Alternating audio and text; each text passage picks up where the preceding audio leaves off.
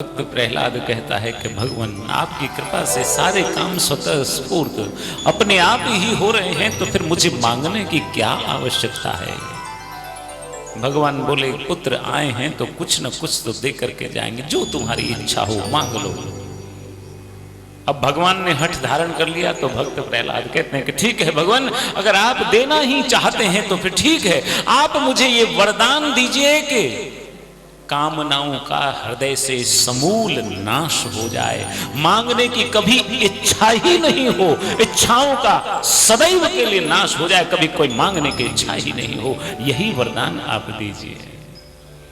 वाह रे भक्तराज, जब हट कर लिया भगवान ने मांगो मांगो, तो बोले ठीक है ये दीजिए कि कभी मांगने की आवश्यकता ही नहीं पड़े, इच्छा ही नहीं हो, कामना ही नहीं हो, मांगना ही नहीं पड़े। भगवान ने कहा तथास्तु, और निर्मल भक्ति अपने चरणों में प्रदान की। भगवान ने अंतर ध्यान हुए। लोग कहते हैं कि महाराज उस समय तो खंभ फाड़ करके भी भगवान प्रकट हो गए।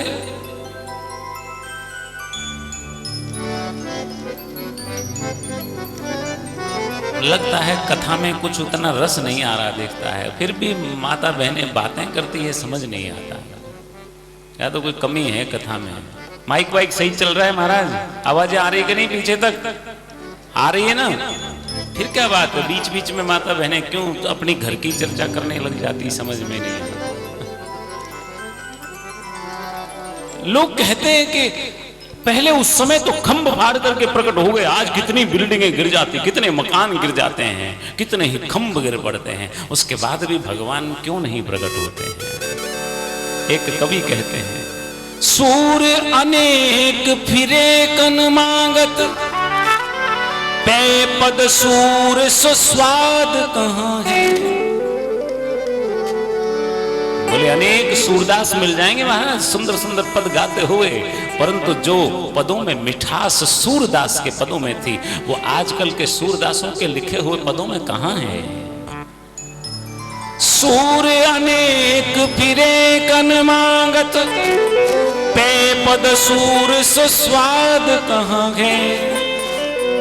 पुनिताल मजीरा बजात फिरे, मीरा मतवारी सी चाह कहाँ है।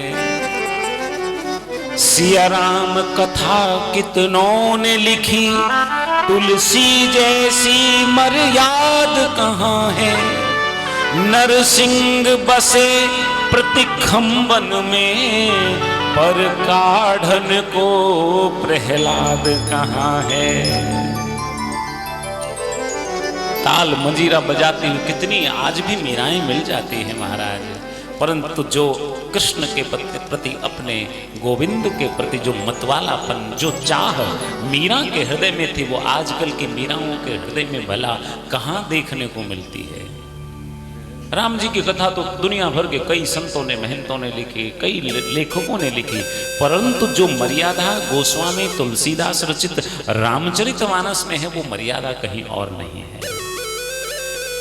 बोले नृसिंह तो हर खंभ में, हर जगह, हर स्थान पर बसते हैं, परंतु प्रहलाद जैसी निष्ठा भी तो होनी चाहिए महाराज।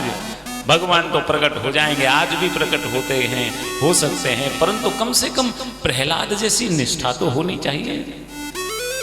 भक्त प्रहलाद को कृतार्थ किया। कालांतर में भक्त प्रहलाद ने अनेक वर्ष तक राज्य भोगा, फिर भगवान के पार्षद बने, वैकुंठ धाम जाकर के नौकरी मिल गई महाराज। फिर तो भगवान के जो परम भक्त होते हैं ना, उनको भगवान अपने साथ रख लेते हैं हमेशा के लिए।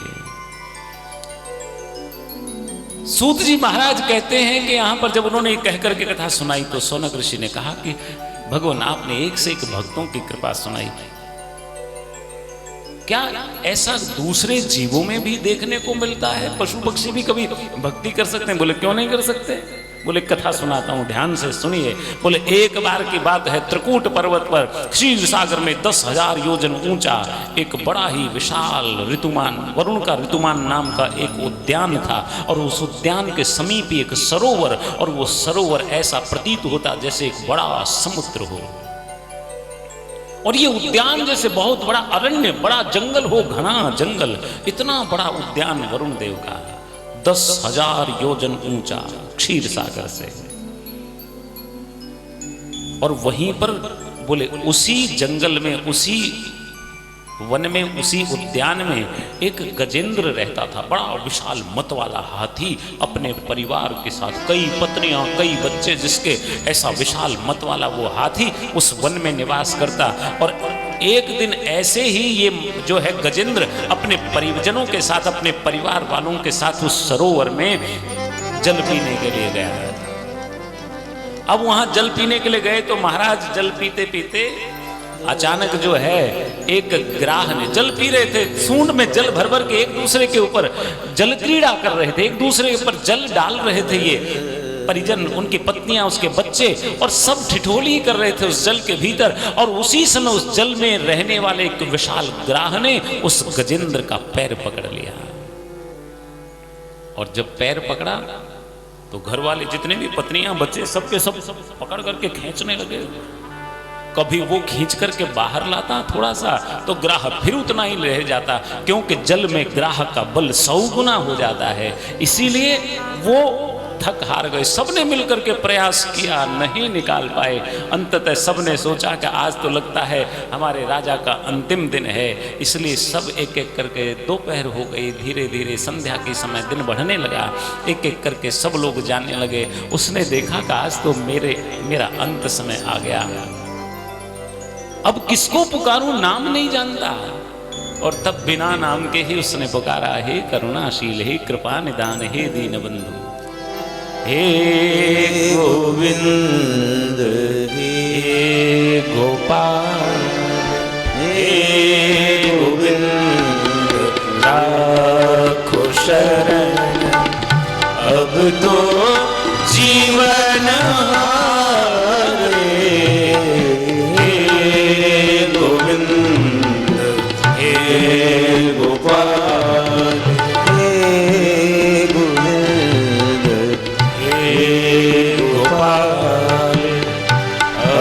तो जीवन हारे, हे गोविंद, हे गोपाल, नीर पीवन है तू गयो, नीर पीवन है तू गयो, सिंधु के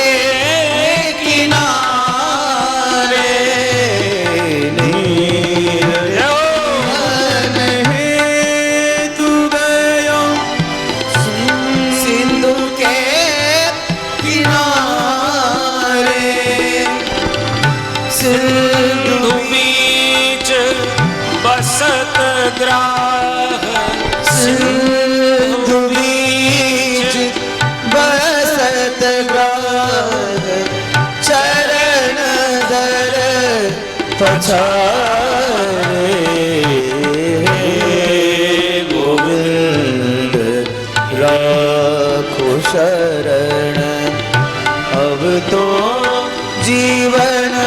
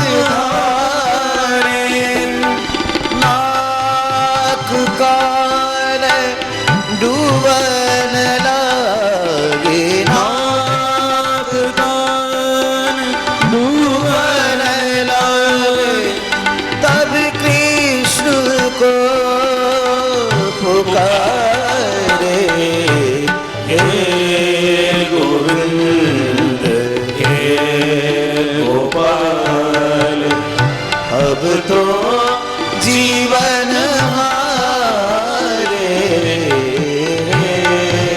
गोविंद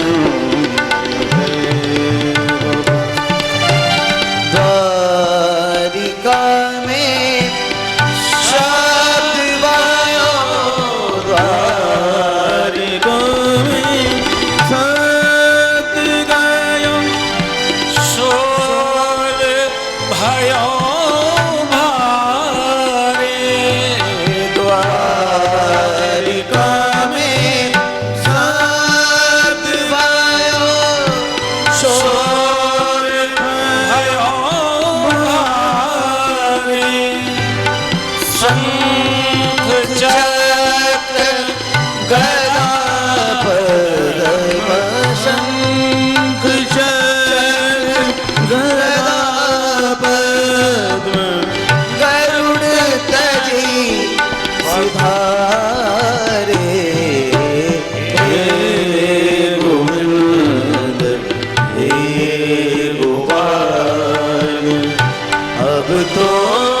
जीवन हारे, हे गोविंद हे गोपाल।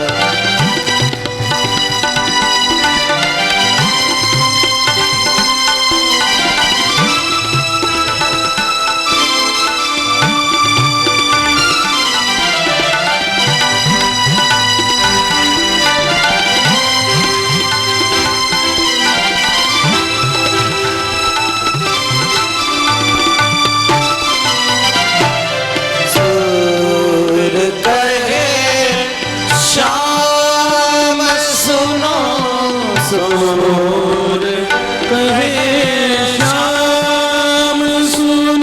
श्याम श्याम श्याम, सूर कहे श्याम सुनो, शरण हो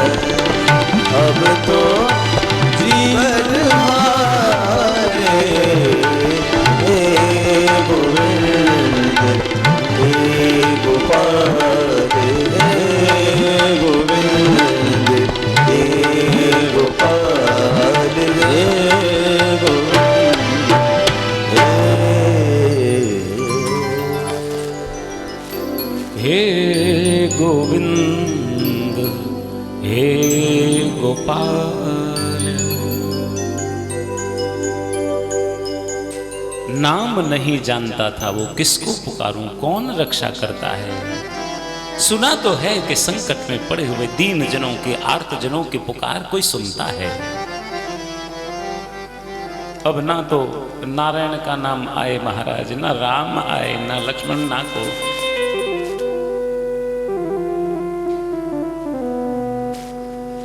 पहुंचे आधे नाम सखीरी मेरे, दुर्बल के बलराम।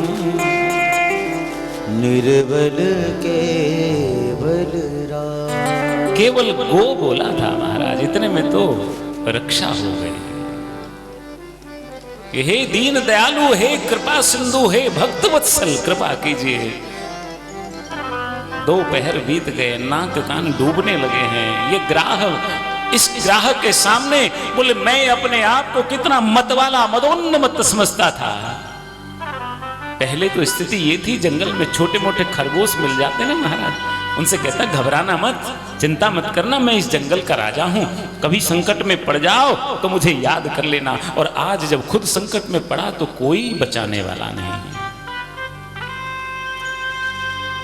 हे भक्त वत्सल, हे कृपा सिंधु, हे दीन दयालु, हे करुणा सागर,